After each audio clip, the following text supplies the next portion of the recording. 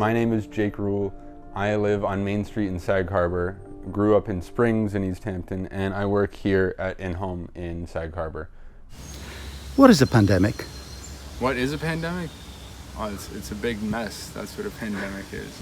It's something that we're not prepared for, something that makes a lot of people very anxious and afraid, and it's something that we're just wrapping up right now. At the beginning, we couldn't have anyone in, so we were only allowed to have one person per floor. So there'd be someone up in the office, someone down here, someone in the basement, all trying to just keep as much of our normal lives as possible. Like, even when no one was coming in, we still came in pretty much every day and just pretended to work, basically, so we didn't go absolutely insane.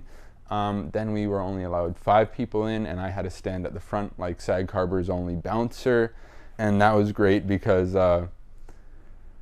people can get reckless, you know, and people break stuff, then like 30 people come in and they complain that it's too crowded. So having 5 people in, nice, relaxed, take your time, shop all you want, that was nice.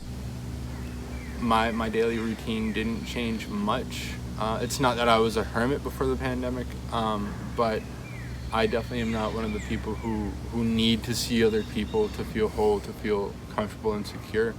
My social life was affected by the pandemic by letting me only hang out with people I want to hang out with now. Like my friends from school, like there were some people that would just always hang out in groups and you would have to see each other because they were all in that group, and now like a great excuse is like, sorry, I don't want to get COVID, you know, which just means I don't want to see that person.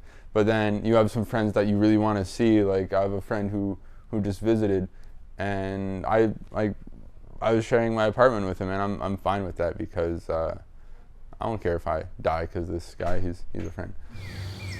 I love something on Spotify called Discover Weekly. So like you could know like 100 albums that you like, and if you listen to them on Spotify, you go to Discover Weekly and they just give you a playlist of artists and songs and albums that they think you might like. And that's how I killed a lot of time during the pandemic, just discovering new musicians, new artists, even if they don't have like a ton of songs that I like, just finding that one song that they have that will stick with me.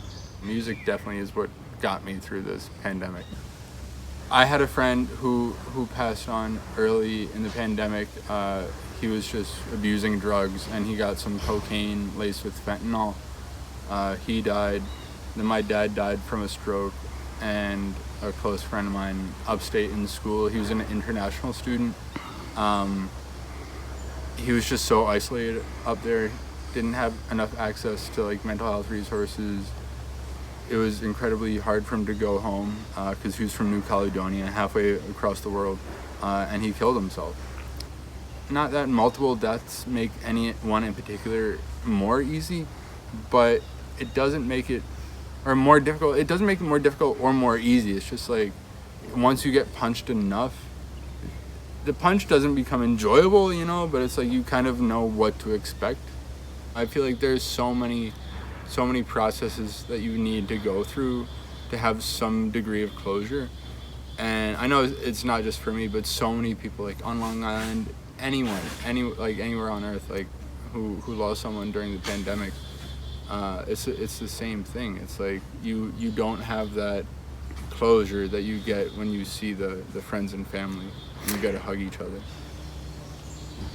Being called a Nazi, yeah, at the store I work at, because I asked the guy to keep a mask on and he wasn't having it. He didn't like to keep the mask on, and as he called me a Nazi in the store, then as he left, he called me a fucking liberal. So I don't know where he was really coming from, but I think he was just kind of throwing out political ideologies. You know, I don't think he was very structured with his insults. I don't know if I've changed as a person. I'd like to feel like I've changed as a person, and then like I do things that very clearly demonstrate that I haven't changed as a person. You feel like you grow, you feel like you mature and you become wiser, and then something happens and you're like, am I still in high school? Am I still like, so I don't know. I feel like we all, Lauryn Hill once said, and this is I feel like it goes along with the pandemic. Things change, all things rearrange, but it all stays the same. And that's what I feel like it's been. Things have changed, but it's still Sag Harbor. It'll keep changing, but it'll still be Sag Harbor. I feel like I've helped my friends, and my friends have helped me. And I've learned more about what it means to be a good friend during the pandemic. Just checking in, seeing where their mental health is, seeing what they're up to. You have no idea how many times people have, and it hasn't been like an amazing amount of times, but just like a handful of times my friends have like checked in on me, and it's made all the difference. And I try to do the same back toward my friends now too, because I know how it feels when they check in on me. Make me feel like someone cares about me that isn't a part of my family. So I try to return that and try to show I care about my friends, which I do, but I didn't really know how to show that before the pandemic as much. That's clear. On one hand, I'd say compassion, because we've had so many people looking out for each other. But on the other hand, I feel like people have been very selfish. Like, I know people who, whenever someone else is coming to their house, I have to have proof of everyone being vaccinated, and if you don't, you're a liar, you're a fake, whatever. And then they go over to someone else's house, and they're just like, oh, let's just say we got tested and we didn't. And in that way, some people have been selfish. And in other ways, like the guy you interviewed, Greg, my clam guy, who I do owe a visit to, he was making probably nothing for the amount of time and effort that he put in to gather this fish. And not only would he like give really good prices, he'd deliver it to you for free, and he'd shuck the oysters to you for free if you couldn't do it yourself. So he wouldn't have done that if people didn't need it. So I feel like in that way, compassion; in other ways, selfishness. And I feel like you can't put one word on the past 3 years. It's been wild. Maybe that's the word, wild. Yeah.